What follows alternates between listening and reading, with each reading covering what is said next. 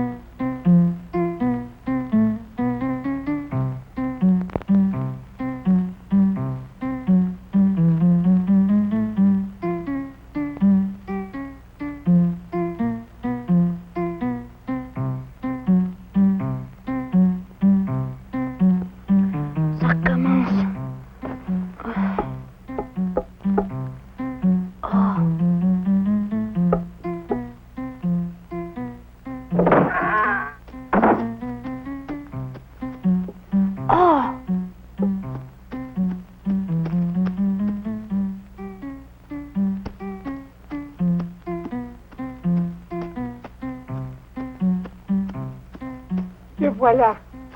Oui, c'est curieux. Je me demande où il va toutes les nuits à une heure pareille. Curieux, en effet. Suivons-le à distance.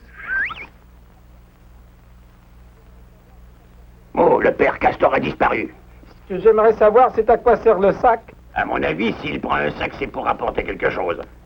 Attendons qu'il passe par ici à son tour, c'est tout. Oui. Bonne idée.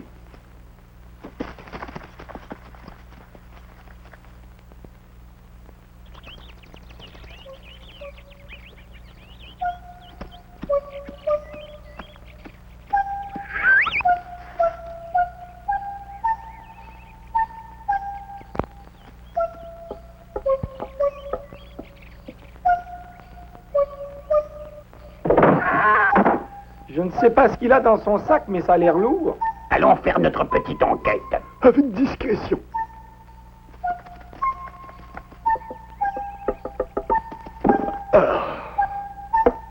Je suis épuisé.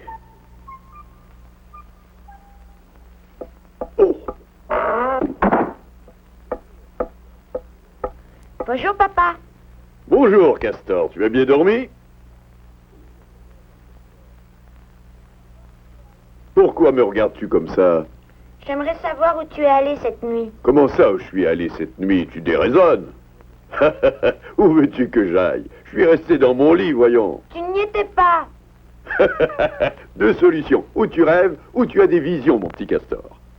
Ceci dit, je vais préparer ton petit déjeuner, d'accord? Vous avez vu comme il s'est empressé de cacher le sac quand Castor a descendu l'escalier? C'est signe qu'il contient une chose importante. Si importante qu'il ne veut la montrer à personne. Faites-moi confiance, les amis. Un jour ou l'autre, je percerai son secret. Et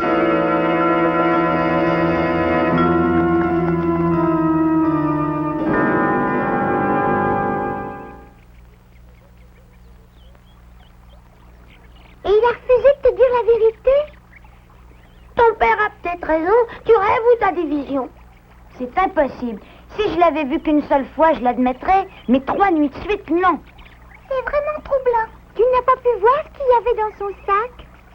Il l'a caché sous le plancher en le jetant dans la trappe. Je n'oserais pas toucher à ce sac sans permission. Oui. Comment trouver une solution?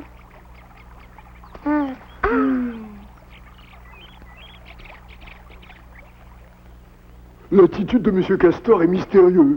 D'autant plus qu'il attend la nuit pour agir. Et pour agir comme un voleur. Comme un voleur. Quand on n'a rien à cacher, on agit au grand jour. C'est donc une mauvaise action. Crois avoir trouvé. Hein? Il doit se rapporter des sacs de raisins sauvages de traite. Du raisin sauvage. Je ferais n'importe quoi pour du raisin sauvage. Si c'était toi qui te promenais la nuit, je comprendrais. Mais je n'ai jamais entendu dire que Monsieur Castor aimait le raisin.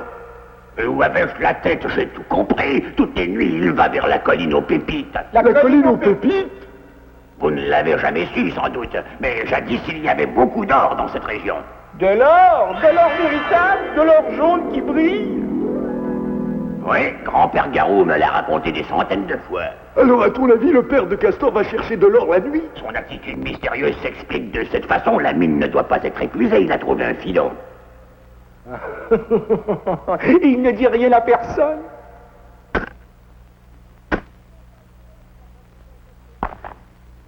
Il n'a pas le droit de s'approprier un tel trésor. Cela fait partie du patrimoine de Clairefontaine et cela appartient à notre communauté. Je viens d'avoir une bonne idée. Approchez-vous. Un sac d'or, ça vous intéresse? Ben oui, et comment? Ça ne peut réussir que si nous sommes tous d'accord. Je compte sur vous. Entendu. À ce soir, Castor. À ce soir.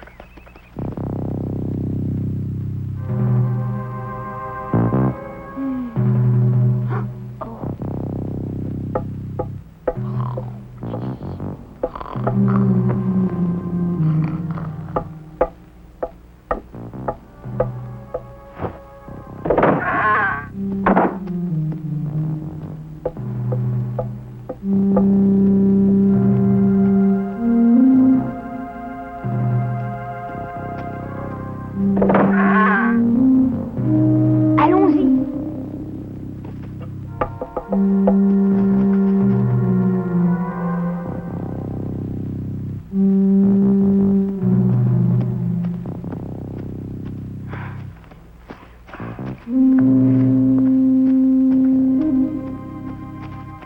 Oh, Garou, tu m'as fait peur. Ne faites pas de bruit, surtout. Nous poursuivons le même but. Le même but? Ne joue pas des innocents, Castor. Nous nous demandons tous ce que fait ton père depuis 3 nuits. Oh. Eh bien, moi, je sais ce qu'il fait. Il a trouvé un filon d'or dans la colline aux pépites et il a l'intention de garder le trésor pour lui. Hein? Il veut garder tout le trésor pour lui? Ne dis pas de bêtises, Garou. C'est pas le genre de mon père. Hein? Ils m'ont suivi? Oh, papa! Papa! Monsieur Castor!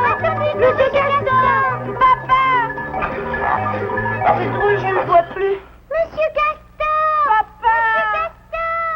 Monsieur Castor. Nous avons failli le prendre, la mettre dans le sac, c'est le moment de le dire. Et qu'est-ce qui t'a pris de crier comme un perdu? Tu l'as fait fuir. Quand on s'attaque à mon père, je le défends. On ne s'attaque pas à ton père pour le plaisir, mais avoue que son attitude est suspecte. Et pourquoi s'enfuit-il s'il n'a rien à cacher? Mon opinion est faite. Ton père a trahi notre confiance et nous devons l'exiler.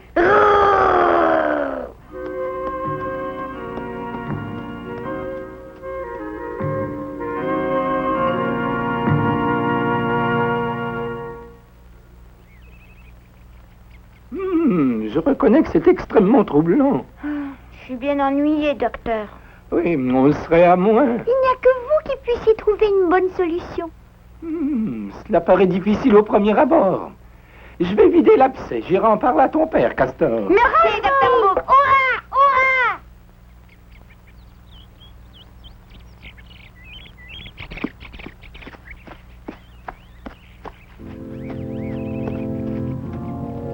Bien.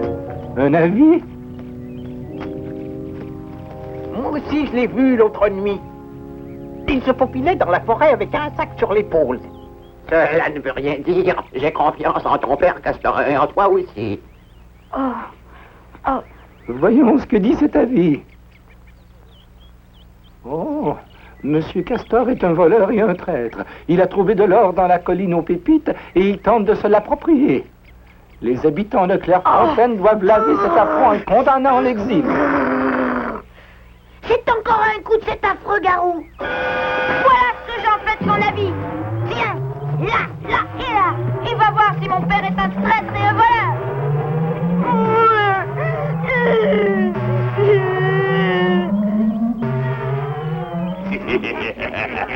Ne pleure pas. Maître Garou joue les justiciers pour le bien de Clairefontaine. Je le reconnais bien, là. Tu es idiot de nature ou tu joues les imbéciles? Tu as tout compris. Moi, rien du tout. Ça ne m'étonne pas, Lourdeau, mais sache que je me moque de la communauté. Nous allons nous emparer de l'or qu'il a extrait et ensuite nous le chasserons de la forêt. Oh, je me disais aussi, ça cache quelque chose. Mais il y a une chose que je n'ai toujours pas comprise. Que veux-tu faire de tout ce trésor? Je t'explique.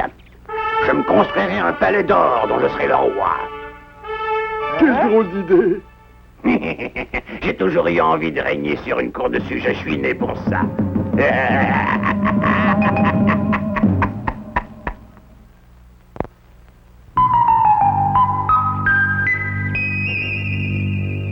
Tiens, docteur Bouc, quel bon vent vous amène?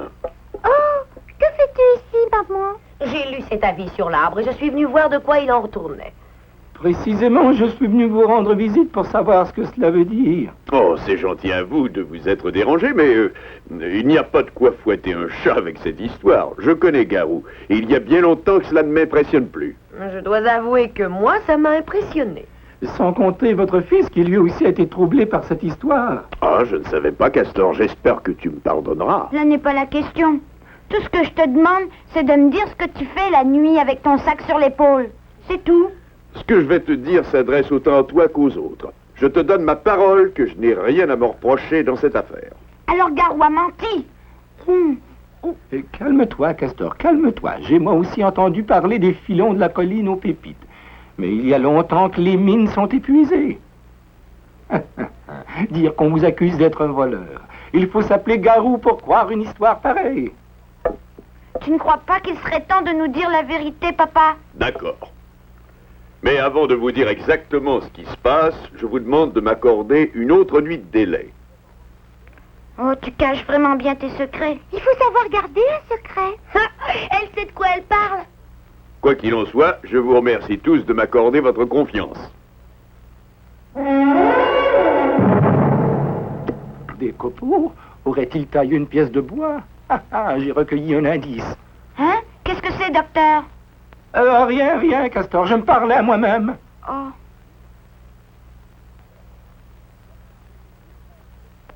Alors, entendu pour ce soir? Nous ferons tout ce qui a été prévu dans ton plan. Plan, rataplan.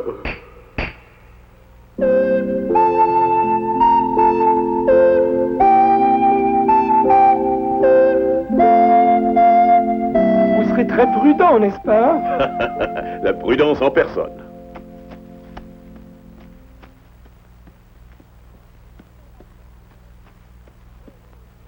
Je suis impatiente de connaître ce secret. Oh, moi aussi. Je sens que je vais avoir du mal à m'endormir. Néanmoins, il faut se reposer en attendant le retour de Monsieur Castor. Tiens, curieux. Petit Castor a disparu. Il a dû se lancer sur les traces de son père. Oui, espérons-le.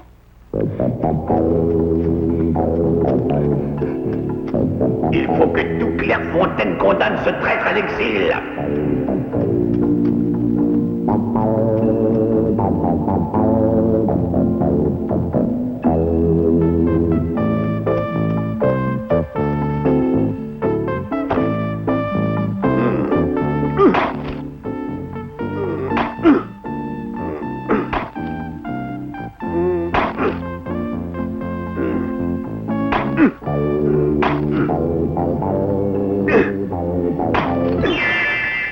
J'ai trouvé. Oh, quelque chose qui brille. Tu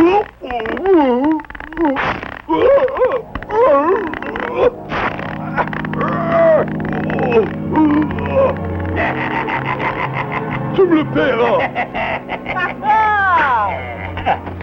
Encore quelques petits Il jours. est comme un saucisson. Nous en avons la preuve maintenant. Vous avez creusé votre petite mine d'or à ciel ouvert. Hein? Absolument faux. Alors, inutile de nier, j'ai vu les reflets de l'or. Ne touche pas à ça.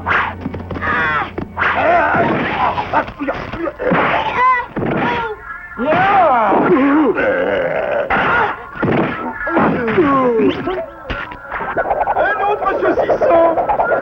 Ils ont attrapé Castor. Vous êtes entre nos mains, espèce de voleur d'or.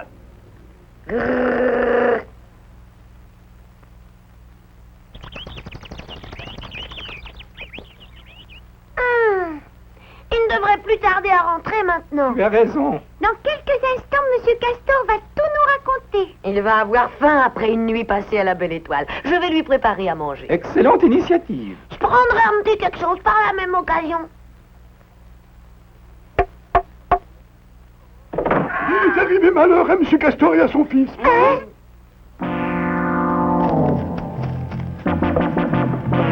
Vite, vite, suivez-moi, c'est par ici. Et voilà, nous avons réussi à mettre la main sur le voleur d'or. Et tous ceux qui ont pris la défense de M. Castor seront considérés comme ses complices. Accusé de complicité. Silence, silence, je vais parler. J'ai le plaisir de vous présenter les pièces à conviction. Ah! Je peux me tromper, mais on dirait une racine. Pourtant, j'ai vu quelque chose briller dans le rayon de la lune. Comme dit un proverbe que je vous demande de méditer, tout ce qui brille n'est pas or. Ah! Nous voulons des explications malgré tout. Je vais vous donner cette explication. Il s'agit d'une racine de chêne argenté. Vous vous êtes moqué de nous, imposteur. Pas du tout. C'est vous qui avez tout inventé. Vous avez cru à vos propres histoires. Maître Garou est si convaincant. Il m'avait même convaincu qu'il régnerait sur des sujets dans un château en muraille d'or. Tout le monde peut se tromper, non? Malédiction! Un instant! Vous oubliez que vous avez traité mon père de voleur? Mais arrêtez tes dents! Sauf qui peut! Mais qu'est-ce qu'il est brutal! Vous n'êtes qu'une bande de lâches! Jamais je vous le pardonnerai! Jamais je vous le pardonnerai! Allons, ils ne méritent pas que tu pleures pour eux. Je vous présente mes plus humbles excuses. Je ne pensais pas que ça prendrait de telles proportions. Le malheur, c'est que j'ai choisi ce coin-là pour creuser. Mais je savais y trouver ce genre de racines. Vous ne le savez peut-être pas, mais c'est avec ce genre de bois que l'on fait les meilleures pipes. Oh! Et tu es sorti 3 nuits de suite rien que pour déterrer ces racines? Il fallait que je trouve le morceau idéal. Les morceaux, devrais-je dire, car il m'en faut 3.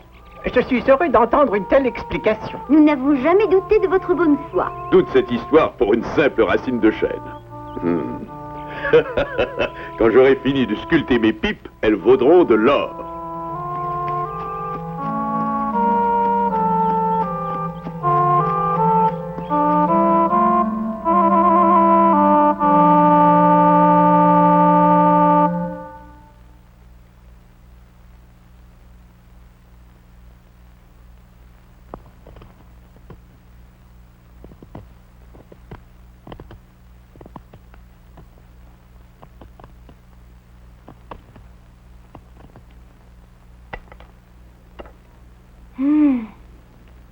Des copeaux. Quand vous parliez d'indices hier soir, c'est à cela que vous pensiez, n'est-ce pas, Dr. Book? Oui, pour ne rien cacher. C'est pour ça que vous n'étiez pas impressionné. Je dois reconnaître que vous êtes un artisan très habile. Merci. Pour tout vous dire, j'avais cassé la pipe qui m'avait été offerte par la maman de Castor. Comme je tenais beaucoup à ce souvenir, j'ai pris la décision de refaire la même. Oui, je comprends. Pourquoi ne l'as-tu pas dit tout de suite au lieu de faire des cachotteries? Ben, un secret, c'est un secret. Où es-tu allé la nuit dernière? Je suis resté dans mon lit, voyons. Je vais vous faire un aveu, malgré tout. Je n'ai rien dit tout de suite parce que j'avais peur de ne plus savoir sculpter une pipe. J'ai préféré attendre. Et nous qui insistions tant? Je vous promets de tout vous raconter, mais je vous demande de m'accorder encore une nuit de délai. Mais moi non plus, je ne pardonne pas Garou. Monsieur Castor a bien fait de garder son secret jusqu'au bout. S'il n'avait pas laissé croire à cette histoire de mine d'or, il n'aurait pas pu confondre ce voyou qui s'est montré sous son vrai jour. Je leur ai tendu un piège à tous les trois, et ils s'y sont précipités. L'ennui, c'est qu'ils m'en avaient tendu un, eux aussi. Castor est intervenu, mais ils étaient plus nombreux. Heureusement qu'ils ont appelé la foule au lieu de faire justice eux-mêmes. Le bon droit a triomphé.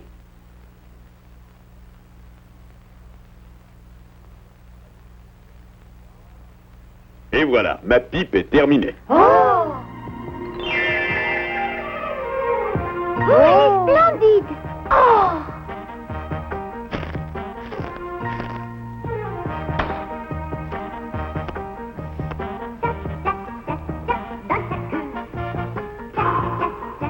Parfait. C'est formidable de tirer un si bel objet d'un simple bout de racine. Eh oui, ça n'a l'air de rien une fois que c'est terminé, mais un simple bout de racine, comme tu dis, c'est précieux. Il n'est pas nécessaire de chercher loin pour créer un objet. Avec de l'imagination, on peut créer. Je vous en ai donné la preuve. Malgré tout, ce qui est désolant, c'est de se faire soupçonner de tous les péchés du monde par quelques vilains qui entraînent les autres. Il y aura toujours des vilains sur Terre, Monsieur Castor. Mais nous ne sommes pas ici pour faire un cours de morale. Vous avez raison, Dr. Book. Mais je n'ai pas de chance, avouez-le. Je déclenche un scandale pour une malheureuse histoire de pipe.